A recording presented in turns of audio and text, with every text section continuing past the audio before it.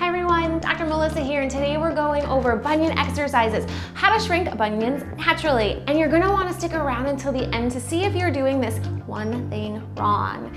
If you're new around here, make sure you hit that subscribe button so that you don't miss out. Two things you're gonna wanna grab before we get started. If you have a rubber band about this size and a ball about this size. And if not, no worries. Go grab your mats and let's do this.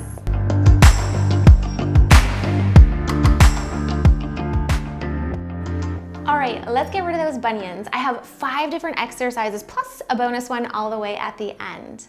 Exercise number 1, we're gonna be doing a modification on heel raises. So go ahead and grab your band and your ball.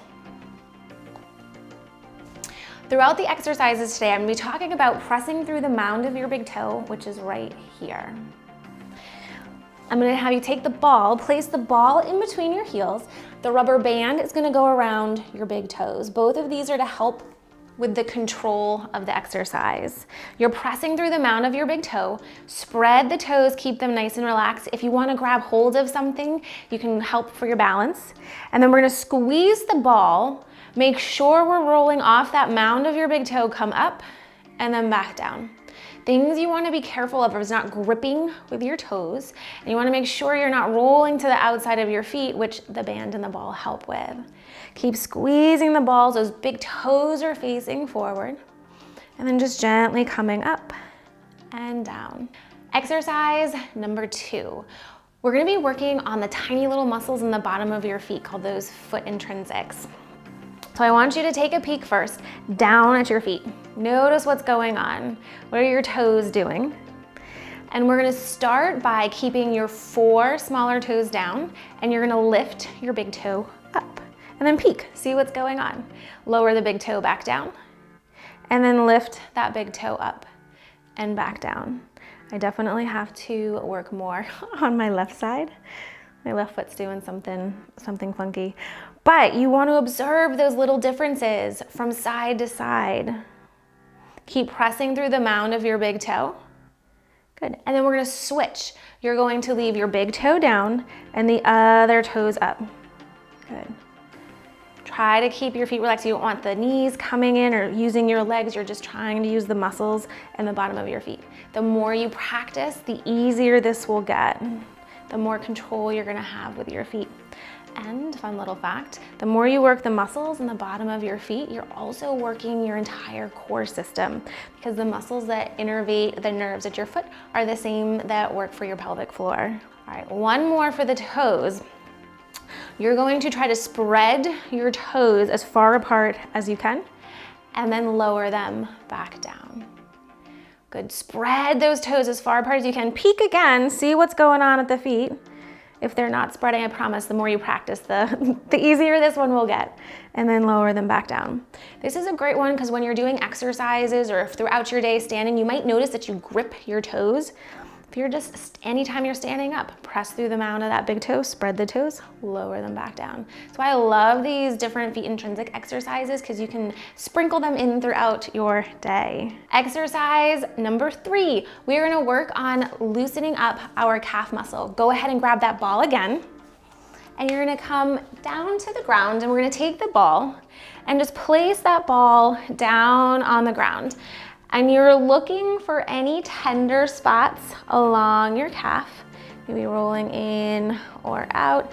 Once you find one of those spots, take your other foot, put it on there, and gently point your toes down and then back up.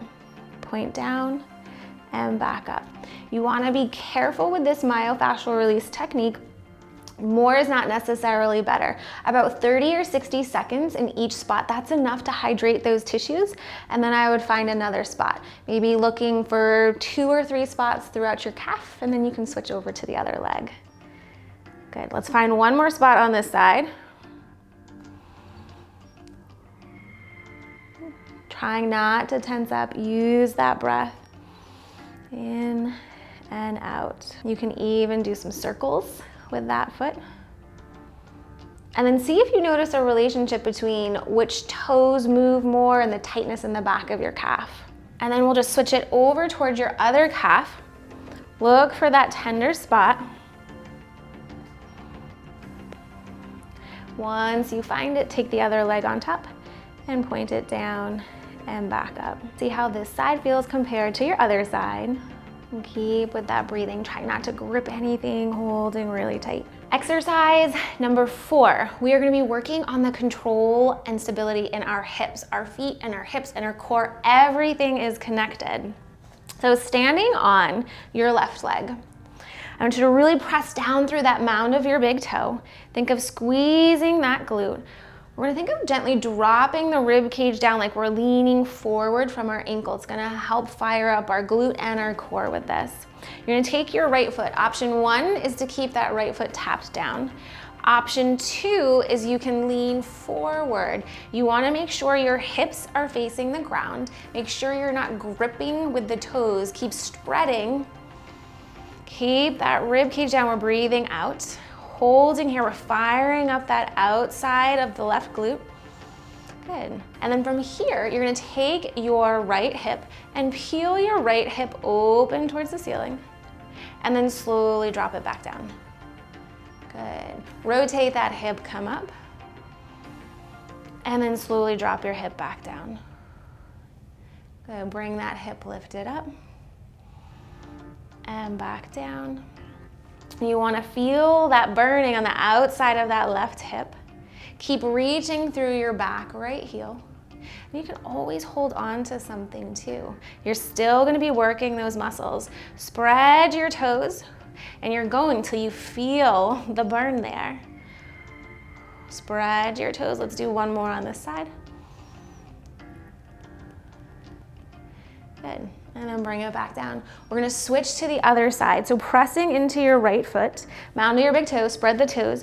We've got that rib cage dropping down. Left foot, you're gonna tap that left foot back. It can stay down, or you can lean forward, keeping the hips facing the ground. Keep reaching through your back heel. Working here on the outside of that right hip, or we add on and we rotate, lift the hip up, and then slowly drop that hip back down. Using your breath. Lift up and then drop that foot back down. Keep spreading your toes. Make sure you're not gripping. You're using your breath. And we're getting our hips, our core, our feet muscles. Everything's working.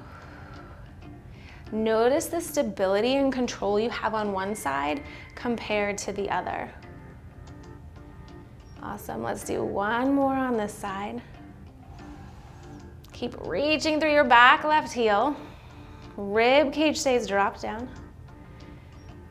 Pull yourself, come up. Maybe you just shake it out on either side. Exercise number 5, we're gonna continue to keep working on spreading our toes. So things like yogi toes, or I love using this trick. If you go ahead and grab a sock, we're gonna sit down, taking your sock, and you're gonna weave your sock in between your toes, creating some space.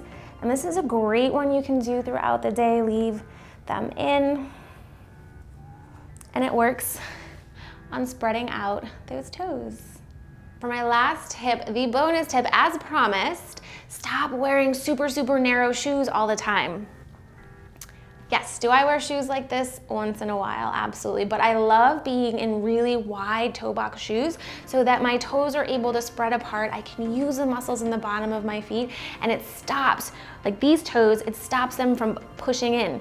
Your toes, when you're in narrow shoes like these, or if you're just in a narrow sneaker, what happens is it squishes your toes together. That big toe starts to move inwards, creating that bunion, because you're not able to activate the muscles in the bottom of your feet. Yes, they're fun once in a while, but make sure you're spending some time in wide toe box shoes so that you can really let those feet breathe. All right, I hope you enjoyed those 5 tips to naturally get rid of those bunions. Awesome job with those exercises. Consistency is key. If you continue to stick with these exercises, you will see results. I'll put all the links down below that I mentioned throughout the video. And if you want to continue to learn how your core is connected to those feet, I'm going to put a link down below to my free masterclass on learning how to build a strong core and pelvic floor. I would also love to know what else you're struggling with and want to see videos on. Let me know down below in the comments. Until next time, namaste.